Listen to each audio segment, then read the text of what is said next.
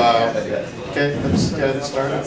Okay, so welcome everybody to the November FPGA seminar. And so this is some work in progress by Stuart, who's an MESC student of mine. So we'll see how to put FPGAs in the cloud. Thanks, Paul. Thanks everyone for coming. Alright, so today I'm going to talk about some stuff that I've been working on for the past little while, and attempting to answer the question of how can we get FPGAs into cloud computing systems but still keep them user accessible but still keep the same cloud computing model. So it's generally useful to start off and figure out what do I mean by cloud computing. A lot of people tend to throw this term around. Businesses are always saying, oh, we're moving to the cloud, our infrastructure's in the cloud, cloud this, cloud that, blah, blah, blah. And not everyone really seems to be on the same page with what they mean by this. So I think the NIST has some pretty good fundamental characteristics of what cloud computing is. I've listed a couple here. So the first one is on-demand self-service. This is where I can provision new resources in a cloud computing system at any time without interacting with a human. I can do it automated, manually, but without interacting with a human, and get as many resources as I want when I want. Rapid elasticity is where I can rapidly expand or contract the amount of resources that I'm currently using in the cloud. So this is essentially scalability in a nutshell.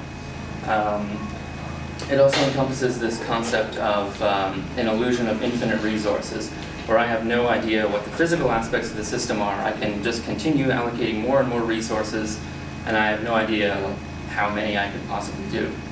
Maybe that's where clouds in the sky are infinite. Maybe that's where the analogy comes from. Last one being resource pooling. This is where the cloud provider, is pooling resources into like abstracted pools, so that when a user wants some resources, they're just basically scooped out of this pool, given to the user. When the user is done with those, they release them, they go back into the pool. And this enables them to serve multiple tenants. It's also useful to kind of define what do I mean by cloud resources. This kind of depends on the service model of the cloud system. So there's kind of 3 service models that I think encompass most, if not all, cloud computing systems. The first one I think everyone is familiar with, software as a service. Everyone probably uses Google Apps or Gmail at some point in their life.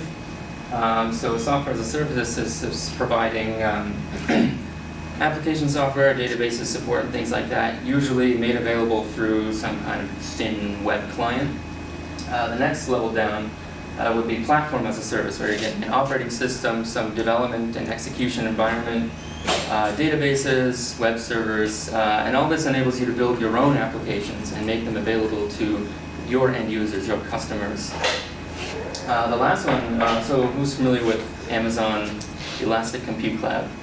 Okay, some people. So this is infrastructure as a service. This is where you're getting virtualized data center components, virtual machines, storage, connectivity, and you're able to build whatever system you need with these components. So now that we have that out of the way, the system that we're using is called OpenStack, and this is a open source cloud computing infrastructure. So it's a pretty large software project, and this enables infrastructure as a service. So just similar to EC2, where we're getting virtual machines. So we use OpenStack as our base system, and this is a system that we're trying to integrate FPGAs into.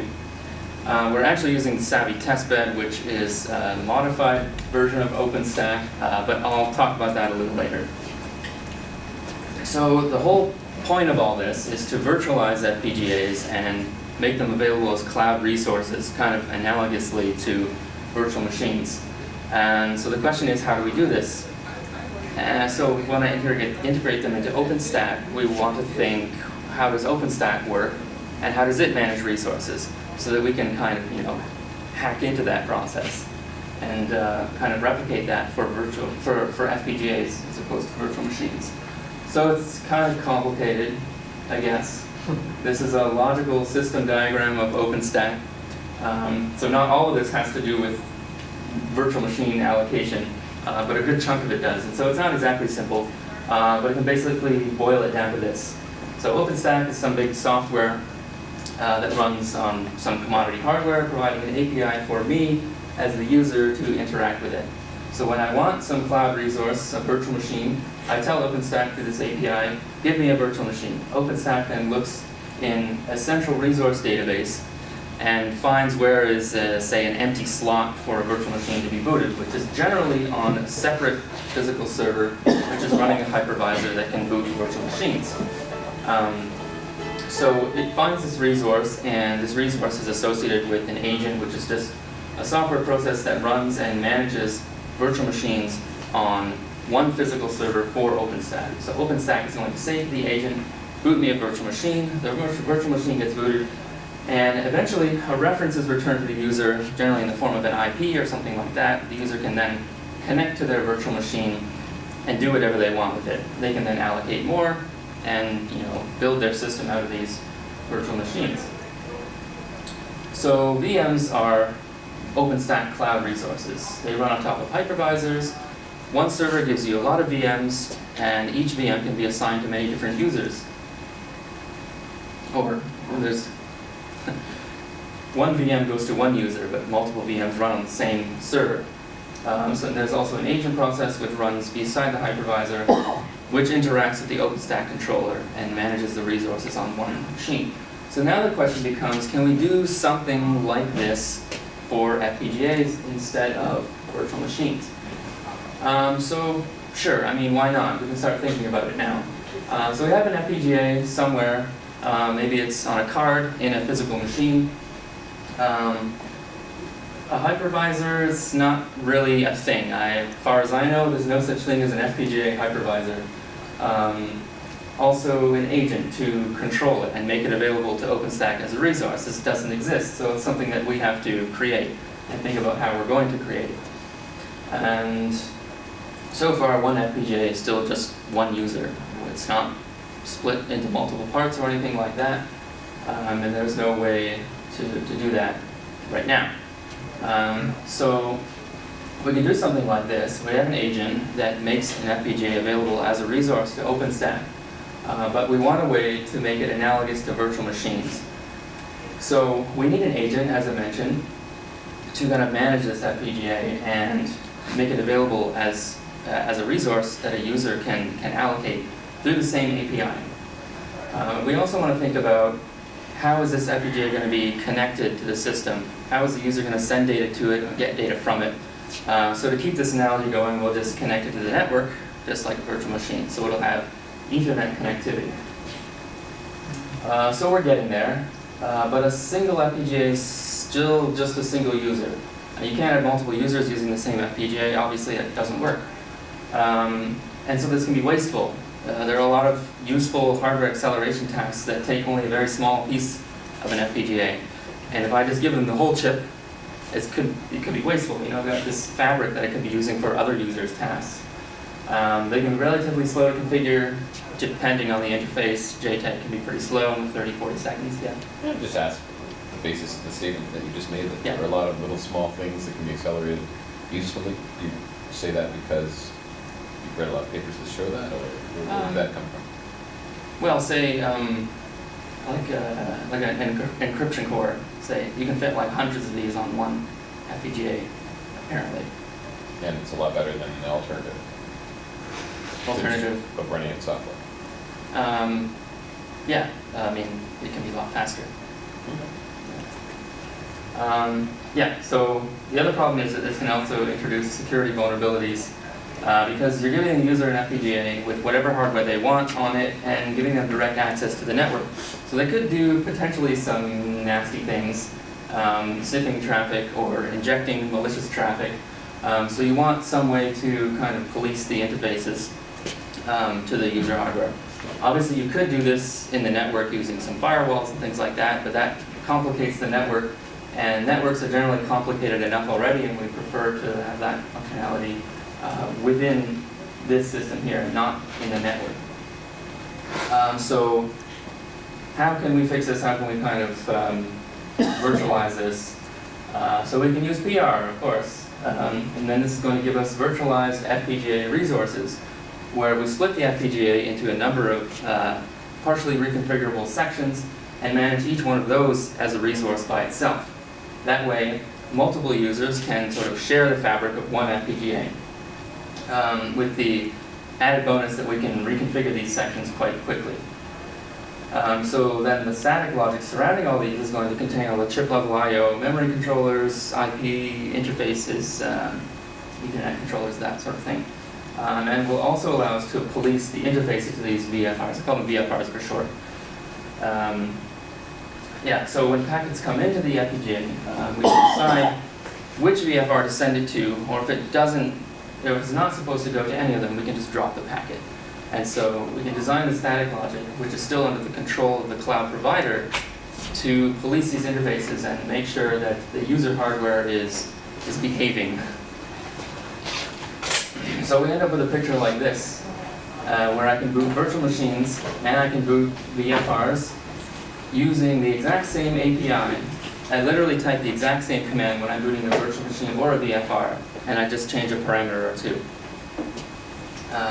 So now you can boot, I say boot analogously to booting a virtual machine. I can boot a network-connected FPGA accelerator on demand, literally in seconds, with whatever hardware I want. Obviously I need to pre-compile it, but I can do it. So there's one other thing that I haven't mentioned, and that is when I've created this new agent that's going to manage these virtualized FPGA resources, how does OpenStack know how to talk to it? This is another thing that we have to consider, and we have to create what's called a driver, essentially. This is an object that's going to implement OpenStack API commands like boot, release, other general resource API management calls, so that the whole of OpenStack doesn't change. We just implement this little driver that allows it to talk to our custom agent. So we've done that, and it's working. I'll get to that later. So an example, just kind of drive all this home. So consider we have a massive video web service like YouTube.com, not infringing copyright, running on top of, say, I don't know, tens of thousands of VMs. It's a massive site. You have millions and millions of requests coming in every minute, and you need a lot of resources and web servers to handle all these requests. And the nice thing about cloud computing and why it's kind of so cool is that you can scale this number of resources dynamically according to the demand that you currently have. So in the middle of the night, the system can scale down and use less virtual machines. And when more requests start coming in, it can dynamically scale up to meet the demand. I think that's why cloud computing is kind of really cool. So this is a video web service. We have a lot of video transcoding, compression, and that sort of thing, video processing that needs to be done when users are uploading videos. So if we have these FPGA resources in the cloud, why don't we move all of that onto hardware so we can offload that work from virtual machines and possibly save power by using less VMs and therefore less x86 CPUs.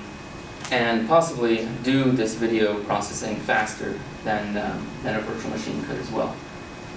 So we end up with something like this, where I have VM resources which are running web servers, handling site requests and uploads, and when it has to do some video processing, it can stream the video over the internal data center network to a VFR which is running some video transcode and compress or whatever hardware the user needs, and then take this picture and multiply it by like 10,000, with the ability to dynamically scale the number of either of these that you currently have.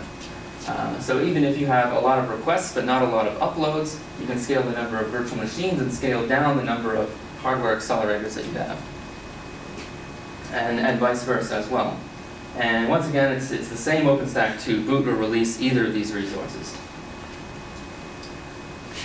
Okay, so a little more detail on how all this is implemented. So the boot release sequence, when you're booting a VFR, OpenStack is going to send a request, an image, which is a bit stream for that hardware accelerator, and some networking information to the agent via the custom driver. So the agent is going to take this bit stream and then configure it into a currently unconfigured, reconfigurable region on its FPGA. And it's also going to program a MAC address into the hardware so that the VFR is now a valid network-connected accelerator that the user can stream packets to. I should also mention that the networking information is generated by OpenStack. So it'll generate some sort of virtualized MAC address. and which is then sent and programmed into the VFR. When the resource is released, the agent will just configure precompiled black box for that PR region, which removes the user IP and will also conserve a little bit of power, since there's no more switching going on in that region. Okay, so a virtual machine generally has an operating system image that gets configured onto it and booted as it's set up. So likewise, a VFR is going to have an image, except this is going to be a partial bit stream that gets configured into that region. So the other nice thing is that in the OpenStack infrastructure, users can actually upload their own machine images. So in my system, let's say there's a number of pieces of software that I need to run on my virtual machines. I can have those pre-compiled, pre-installed on a virtual machine OS image and upload that to OpenStack and boot that instead of the generic image, and then have to install everything every time I boot the machine.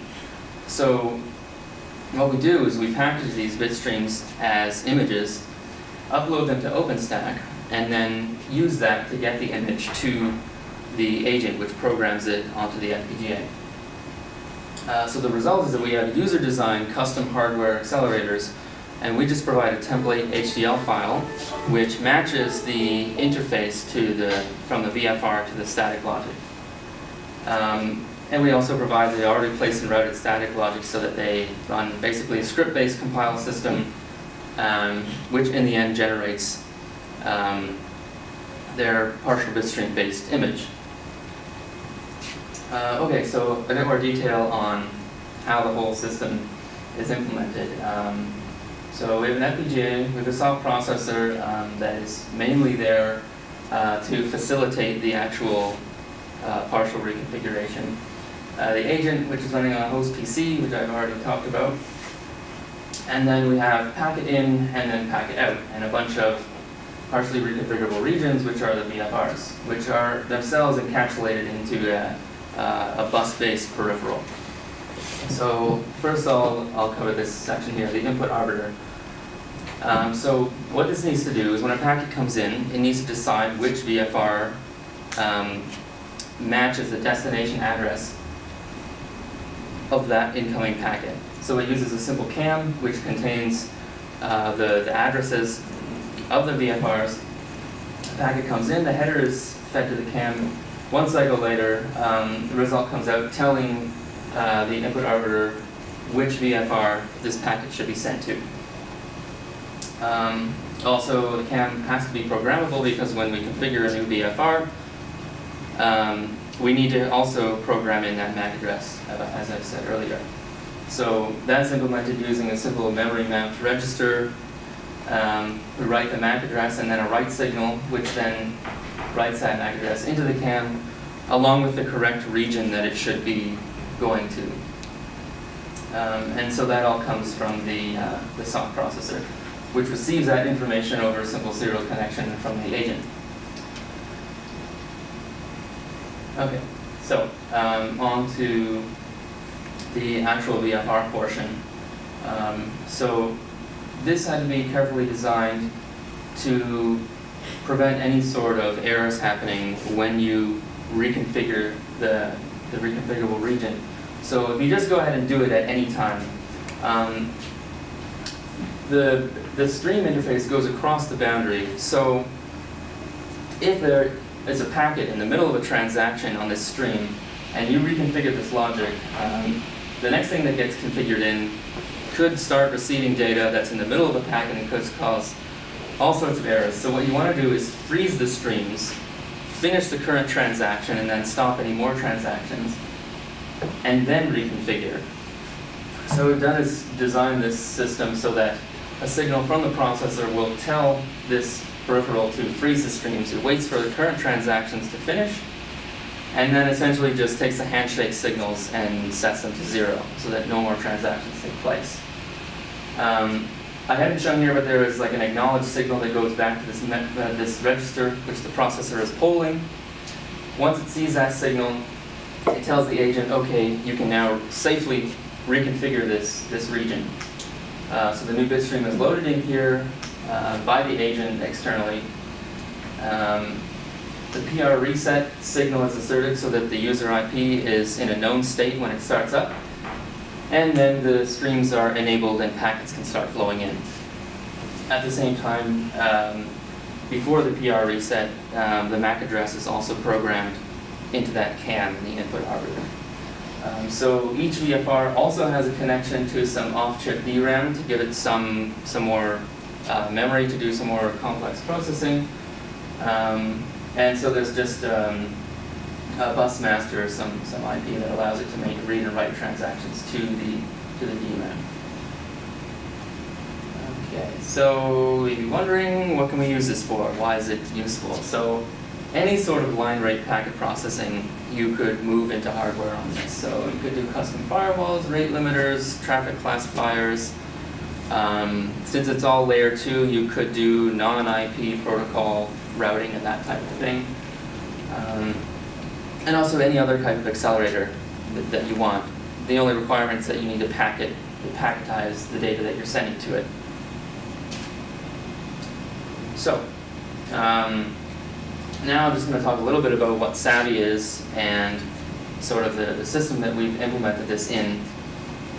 So, Savvy is smart applications on virtual infrastructure. It's a Canada-wide experimental research program. I think some people in here have heard of it, some maybe not, but a major theme in this research project is the Savvy testbed, which is an OpenStack-based cloud computing infrastructure. It also has additional types of resources like GPUs and reconfigurable hardware. Now, generally, it just has an FPGA in a server, and you get the whole server. So, kind of the motivation for all of this is, I don't want to just have this plain server. I want to, share this FPGA among multiple users, and how do we virtualize it? So the other interesting thing that Savvy has is the entire network is all software defined. So who's familiar with software defined networking, or who's heard of it? Okay, some people.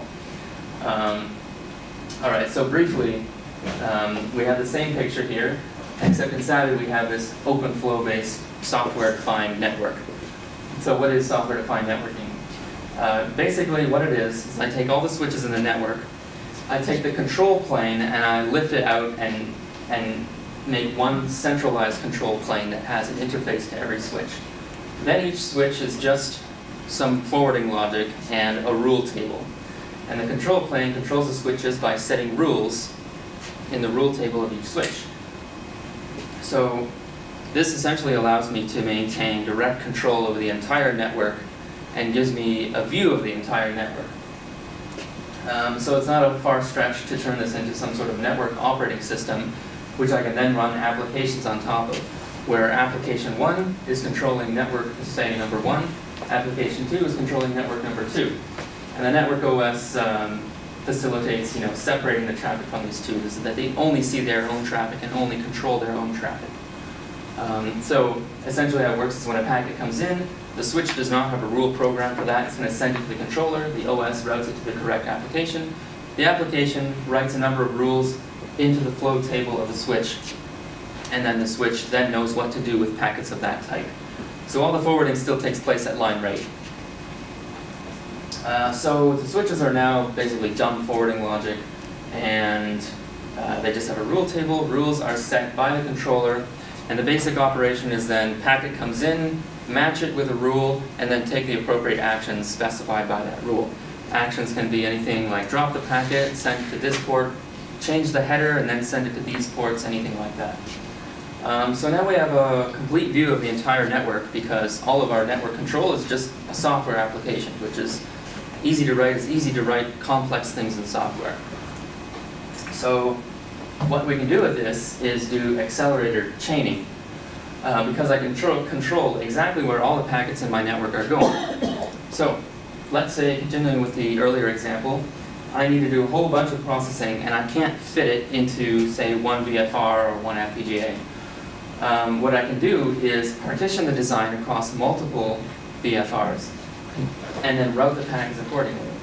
I could possibly put that forwarding logic in the hardware, but that gets really complicated because not everything has a set MAC address. When I boot a new VFR, I don't know what its MAC address is going to be in advance. So an existing piece of hardware will take a packet in, but how is it supposed to know where to send the packet after it does the processing? So if we use software-defined networking, we can essentially, again, lift that complexity out of the hardware and put it into software. So I'll end up with something like this, where I can control where all my packets are going. Incoming packets, I first want to downsample the video stream, then I want to say transcode it to another format, and then I want to encrypt it. It could be some sort of Skype-like video chat that I want to hide from the NSA. And so I end up with something like this, and I can chain accelerators together. So this enables me to write simpler hardware. I don't have to worry about packet forwarding in the hardware because my OpenFlow network is going to take care of that. And so I can then partition my design across multiple VFRs, and this is going to enable large and more complex processing pipelines. And I can still maintain fairly high throughput. A lot of these internal networks are like, 10 gigabits and fairly high bandwidth networks. And it could also have easier debugging because my design is partitioned. It makes it easier for me to pinpoint problems or bugs in the hardware when they arise. The only downside to this is that you have to design your own OpenFlow controller to control the network that all of your resources are attached to. But the good thing is that there's it's Python, so it's quite simple to do. I would say most OpenFlow control applications are all written in Python, which is nice. It's easy to work with. It's easy to design these controllers. And so it's nice that we can move that complexity into software rather than have to do it in hardware. So I'm sure everyone is wondering how the system performs, what sort of measurements can we do on this system. So we can see how long does it take to set up one of these controllers, which I've termed the boot latency. So from the point at which I hit enter to send the command to OpenStack to boot my VFR, until the point that that VFR can actually accept packets and start processing, takes approximately 2.6 seconds. So it's really fast. A VM takes, 20, 30 seconds, sometimes up to a minute or more. So this is really fast. I can essentially get, within 10 seconds, have many, many hardware accelerators already doing processing. Yes? So what takes up the lion's share of that time? I haven't done that analysis yet, but I'm guessing it's mostly a little bit of network latency and then mostly software processing in OpenStack to do the scheduling, contact the aging. But that's something I need to look into. Yeah. It's the configuration of like the FPGA bit stream is not a big chunk of that. That would probably be a good chunk. On like a modern FPGA, that's 4 or 5 seconds on its own, right?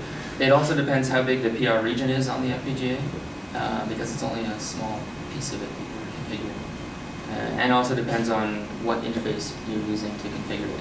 Some configuration interfaces are much faster than others. Like JTAG is really slow. And I'm using JTAG in this. Yeah. So I could possibly speed this up quite a bit. Yeah. Follow. So which FPGA did you use? So the system is implemented on the NetFPGA 10G, if you're familiar with that. It's a Vertex 5, so kind of old-ish. Roughly the number of lights, roughly? The entire device has something like 60 or 70,000. And then I've done it with 4 PR regions on one chip, and each one has about 12,000 slices. Yeah. So they're not huge, but that's also something that we can play with. Varying the size of the PR regions and the number on each chip as well. So also you want to look at what's the overhead cost of this virtualization. All the packets have to go through this static logic before they reach the user IP. So in simulation, you can see that there's a 3-cycle latency from the time the packet comes in to the time it gets through the static logic to the start of the interface of the user IP. So if the user took their IP and implemented it on a bare FPGA, it would be 3 cycles latency faster. 2 of those cycles are just buffering, so throughput would be unaffected.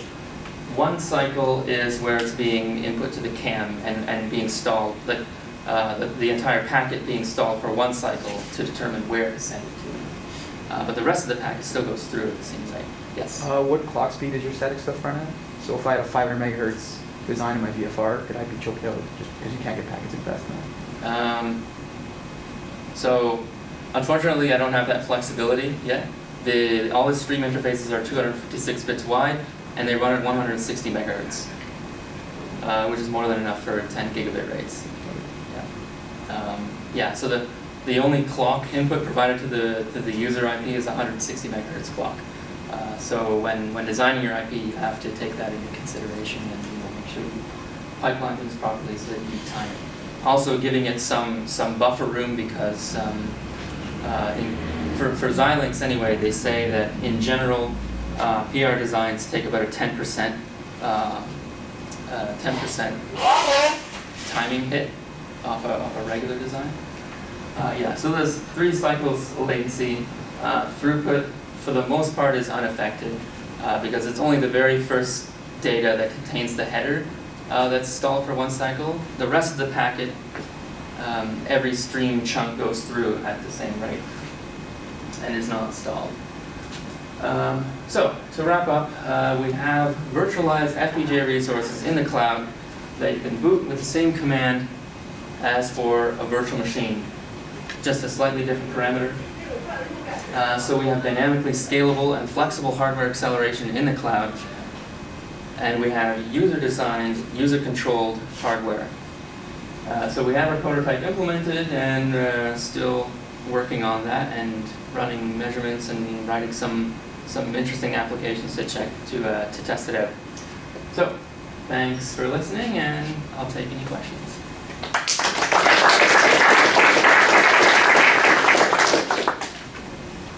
Yeah. The latency numbers, the 3-cycle latency, I'm not sure. So what is that's for the stream, for the input stream? Yeah, let me come back here. Because I'm just wondering if that includes, so the stream, that's network, like Ethernet stream of data? Yeah, it's this stream interface coming in, which is, you familiar with like AXI streams? Right. Yeah, so it's an AXI stream. It's 256 bits wide, and then, so it takes 3 cycles from the point that it enters the input arbiter to get to this point here. Okay, so the MAC and the IP network IP layer is before the arbiter, I guess. Yeah, it is. I didn't consider that because that's going to be the same in like a bare implementation as well. Is that like a TCP, UDP, or what kind of? It's just layer 2 Ethernet. So that's just bare MAC Ethernet frame. Yeah. So if you wanted to say UDP or TCP, like you're doing streaming, you probably use UDP. So yeah, so you would need to implement a UDP in your reconfigurable region. Yeah. Okay. Yeah.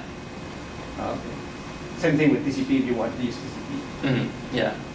Well, you may want to avoid doing that because that's probably it might not fit in there. Yeah.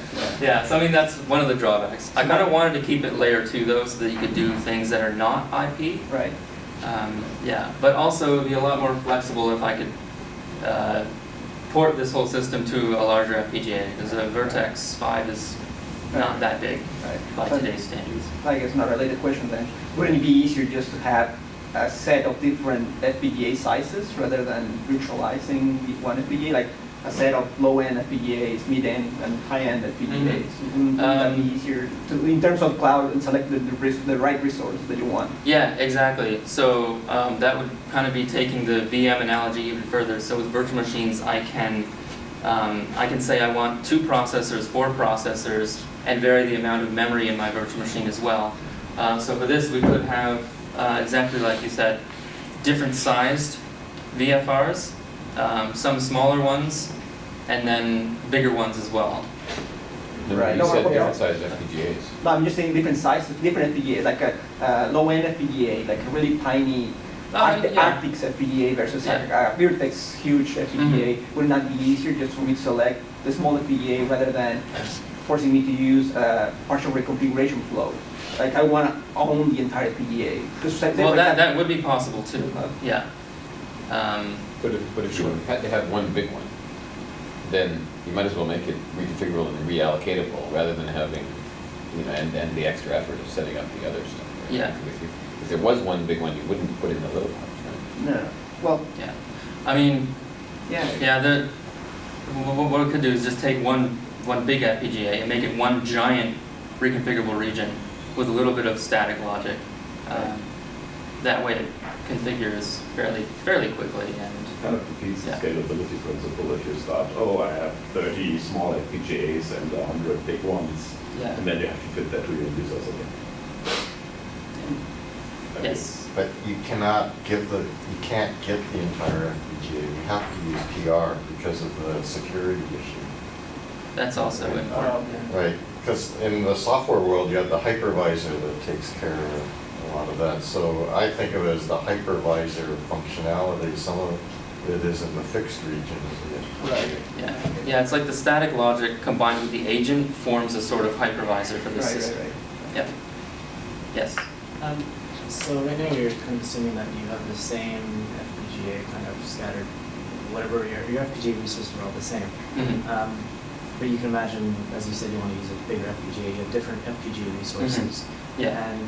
But now do you need different bit streams? For all the You different would, possible yeah. FPGAs, or is there something else? Like Yeah. how do you see it progressing if this is actually kind of something like that Amazon provided? Yeah, the more different FPGAs you have in the system, you would have to recompile your design for all of those, and then it would take quite a bit longer to get things going. But the other good thing is that once you have your design working in one, all you have to do is just compile it for all the other ones. The interface is the same, and you can almost guarantee that it's going to work in all the other ones.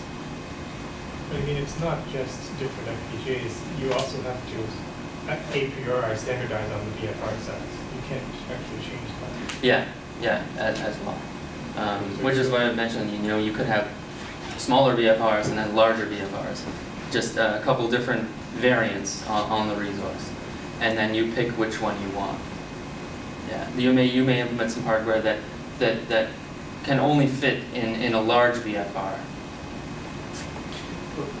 Yes, at the back. So have you considered putting these VFRs into a grid of, let's say, 4x4, so it's a grid of 16, so you could be allocating then multiple adjacent VFRs. That's like a bigger VFR. Mm-hmm. So without breaking the concept of these VFRs, and then Yeah. the VFRs will communicate with each other.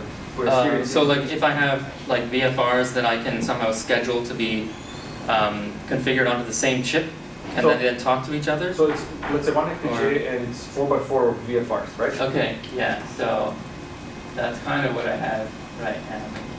One sec. This, right? I have 4 regions. Yeah, so I guess could you allocate to one application, let's say top 2, so, Yeah. and can they talk to each other, these VFRs? Working. They can talk to each other by sending packets to each other. Oh, so not like directly through what's Not like- directly, but that would be something interesting. I think we discussed that a while ago, but figured that would be kind of future work. Yeah, sure, but I mean, it's- but that yeah. way you could scale kind of Yeah, like the yeah, size of yeah. these VFRs Yeah, without really breaking the this granularity of VFRs. yeah, exactly. That you'd also have to play with the OpenStack scheduler to make sure that they ended up beside each other on the same Okay, so chip. that's another challenge, but Yeah. yeah. But yeah, that would definitely increase the Because then you just the say processing like, power I available. just need 1 or 3 or 4 adjacent VFRs and And they all talk to each other, say, directly. The other thing we were thinking of is changing the static logic so that if a packet comes out of a VFR that's destined to another VFR on the same chip, it's routed internally in the static logic rather than going out to the network first. Yeah, that was another idea, just to sort of lower the latency between 2 VFRs. Yes? What about the arbitration of the physical resources that you have in the FPGA? For example, if more than one VFR want to access the external memory, do you take care of that with your static logic, or you would have to make something? So let me just go back to that diagram here. Okay, so it's just an AXI bus, and then each peripheral has some bus master IP, and all of the transactions are ordered. And then all the arbitration is taken care of by the Xilinx AXI IP. Yeah. Yeah. So, so let's imagine you have like a really big application, right? So Mhm. if here you've shown us that basically you have to stream in Ethernet data, Mhm. but some of these applications might have a lot of like stateful data in DRAM. Mhm. Does this already support that I can first like load the data into DRAM from the streaming interface, and then work locally with this DRAM and then dump it out? Like how do you envision that? Not directly from the stream. I mean, your hardware could take the stream data and then write it directly to DRAM. Say like separate the header from the packet and then just write all the data to DRAM while it processes the header, and then recombine them after it finishes processing. Although it's not, there is a lot of improvement that could be done on the memory interface to DRAM. It's currently not burst enabled, so it's not extremely high throughput. So, is that what you meant? Well, I just meant in applications that are not just purely like stream in, stream out, Mhm. which like have to first preload data, and there's lots of Yeah. temporal locality where you Yeah. do many things on this data, right? And if your design doesn't really fit in your PR region, you know, you might have to do things in steps and time multiplexing, things like that, right? Yeah. So going back and forth. So Mhm. that's supported. Is that, Yeah, you can write whatever data you want to the DRAM. okay, so it's all up to you how you're gonna. Yeah, you just have to design your hardware to do that. You're given a stream interface, like stream in, stream out, and an interface to DRAM. Okay. Yeah. Yes. So to follow up to that, it's probably not high priority right now, but when I allocate a VM, right, I also specify how much memory I want for the VM as well, Mhm. too, right? Mhm. And that memory is also security-wise, right? It's going to be completely separate than another VM. But in this case, right, your hardware right now, you just have sort of a single bus. I'm assuming it's like one address space for both VFRs, right? So Mhm. there could be potential. And And then at the same time, how do you prevent one VFR from, say, like how do you arbitrate fairly between like memory bandwidth for each one? So. Yeah. So all the arbitration for like read-write accesses and everything is done by the AXI IP. I'm worried about that right now. So I assume that the AXI bus arbitrates fairly, but I don't know. As for your other question of like if one VFR can access memory that belongs to another one, that I've kind of taken care of. So the DRAM on the net FPGA is it's like 64 megabytes. It's not very much. It's a special type RL DRAM, reduced latency DRAM, which is supposedly better for packet processing because it's low latency. So that's essentially split into, for the system I have, with 4 regions, 16 megabyte chunks. And so each VFR has a 16 megabyte address space. And essentially the static hardware surrounding it,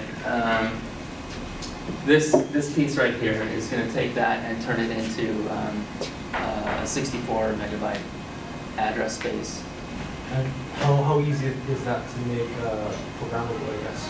Is that easy? Because by partitioning your memory a priori, then it's sort of violating this pool of resources that you're supposed to have. Yeah, so that's kind of another area of improvement that can be done. Could be programmable though. All you'd have to do is program in some sort of mask. So for the address that comes out of this guy, you add it to some sort of mask and then it depends. Although, You could put in like No. an MMU to make it even more virtual, right? yeah. So I think if you think of this as early days, right? Early microprocessors didn't have memory management, you couldn't run operating systems and do all that stuff. Yeah. I mean, nobody's thought about a lot about doing that with FPGAs yet. This is now getting into that world. So clearly there are a lot of architectural things in the FPGA logic and FPGAs themselves that you can think of once you can start to enable this kind of functionality. And another one like migration, which is a useful thing in clouds, is Yeah. a tricky thing to do. Right? Yeah, that I haven't thought about. You'd have to read the entire configuration and any data that the VFR had in DRAM and transfer that to like another board like that. I haven't thought about how to do that yet. And probably on chip stuff, right? If there is state. Yeah, you have to read out like the bit stream and the state that it's currently in. Yeah, there's a lot of challenges associated with that, but future work. Yeah. So Johnson alluded to this earlier. What I think will really strengthen the case for using FPGAs in cloud computing is you need to show that you get acceleration at the system level. So say, for example, that you go encryption, and encryption is going to get you, say, 100x speed up. It's not convincing because to get data on and off the FPGA is going to consume quite a bit of memory bandwidth and stress the network.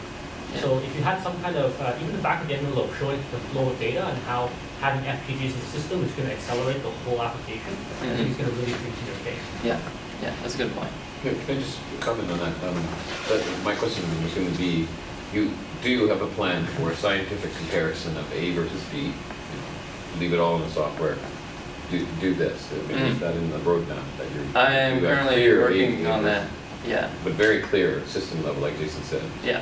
A versus B. I think that's something I'm thinking about. Yeah. Certain applications that I can create hardware for, and then some software, and then do system level comparisons and system level experiments to see, you know, how long each one takes and is there acceleration and how much is there. Yeah. The other way to think of it is if I didn't have FPGAs, I'm doing it on the virtual machine. Right? So one comparison is just do the whole thing with virtual machines and then do the thing with the hardware. Right? So the networking overhead is going to be the same. What's going to change? And so the question, how much faster? You know, is it 5% faster or whatever? But then that also becomes a function of the application that you're building. But if you do the video transcoding on the same virtual machine that you essentially serve with, then you don't have that extra communication. Right. That's true. Yeah. So that's something to consider when running these experiments. Yeah. Yeah. So I was going to say, Henry can correct me if I'm wrong here, but so the video encode example is probably not a great example because I believe most modern Intel processors have video encode hardware built into them. Okay, right. That So could be, so I'm that not that's so gonna familiar with because that. it's such a common application. So Yeah. as an example to kind of like lead into your work, that may not be like the most effective. Fair enough. Okay, that's example specific. What I see more as a potential problem is the fact that you want to stay on this layer 2. Essentially means that it gets really hard for you to package a complex function in this. Like, yeah, you might be able to stream it from another virtual machine, and if you lose a stream packet for video, for example, that doesn't matter. But if you would like to end up almost having a complete web serving function in your FPGA, that would be better because then you wouldn't have this sending it from the web server and back through the network. But for that, you probably would need a decent offload engine. Yeah, possibly. Yeah. Yeah. But the other thing that you can do with this kind of system is you can have like in network custom packet processing things that you normally couldn't do on a VM at all. Well, you could, but not very well. Also in conjunction with OpenFlow, I can direct, say, any packets coming in for some set of VMs, I can direct those first through some custom hardware that, I don't know, does some sort of deep packet inspection or traffic classification or something like that at line rate before then sending all the data to where it was originally intended, right? So I can put these new sort of network components in the network path between things or before them or after them, anything like that, which you can't really, you could do with a VM. You could use OpenFlow to say direct packets to a VM, which does that processing, but an FPGA is going to be way faster for doing something like that, I think. Yeah. This is more like a comment.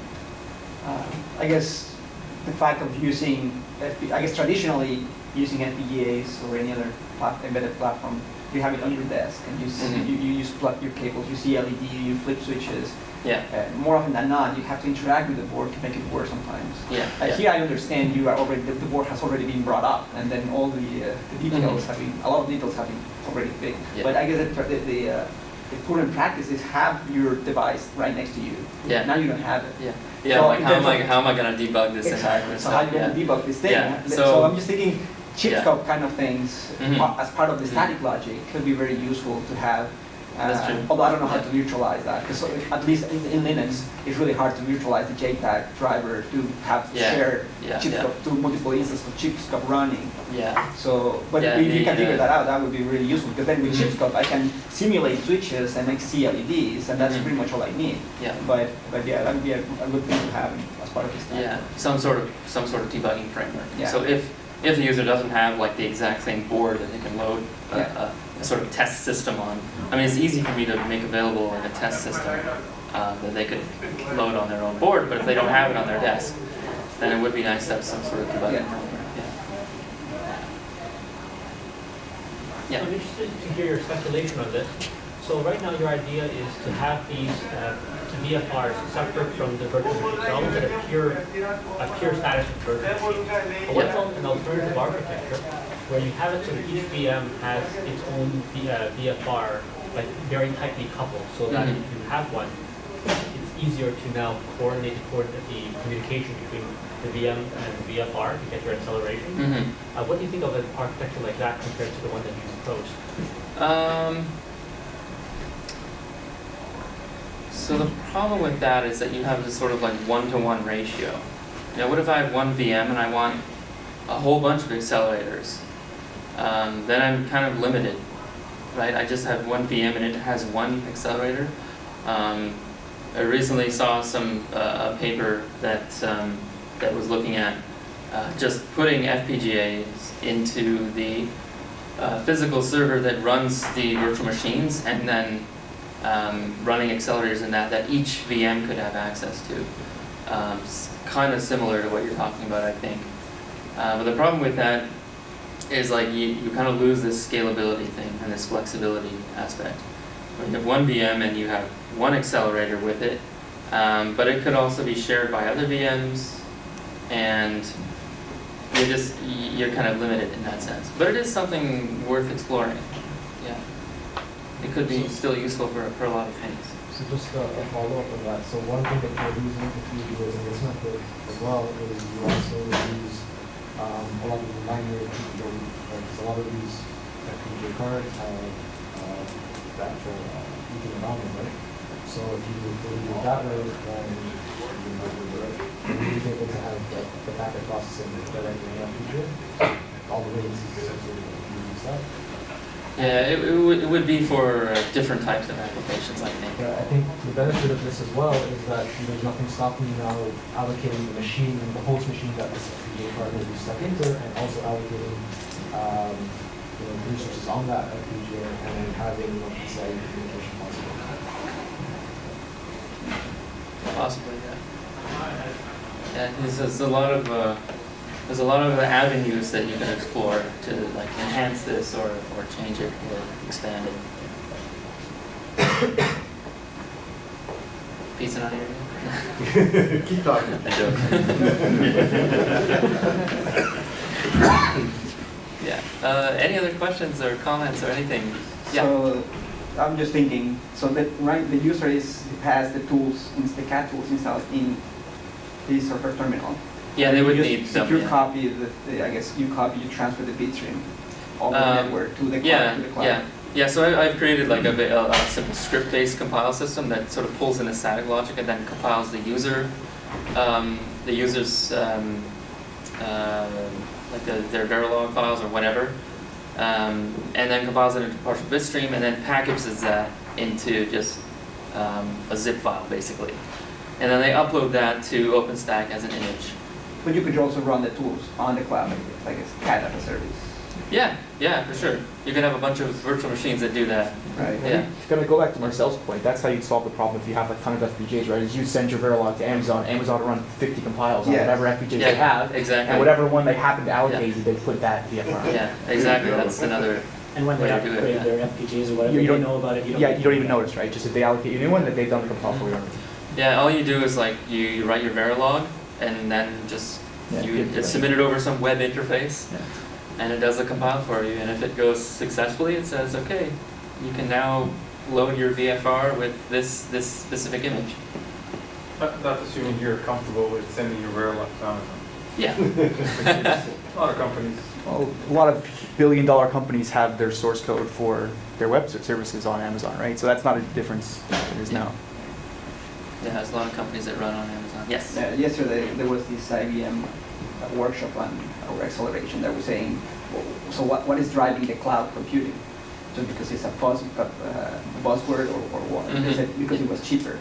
So another argument that you might want to make is, how much would you pay for buying a development board, trying an algorithm yourself, buy the tool, something like that, versus just going to the cloud, pay, I don't know, how would you charge money for this? Like, Well, charge same way Amazon per DFR, charges. per FPGA? Yeah, it's like, and then- if I have different types of VFRs, bigger ones, smaller ones, they would be different prices per hour or per day. You come Just up with like an virtual example of machines, just, right? this is how much time I spent doing this design, but I had to buy this development board, the tools cost this Yeah. much more money, this is what I end up spending, Mhm. versus how much you spend Yeah. using the cloud. Yeah.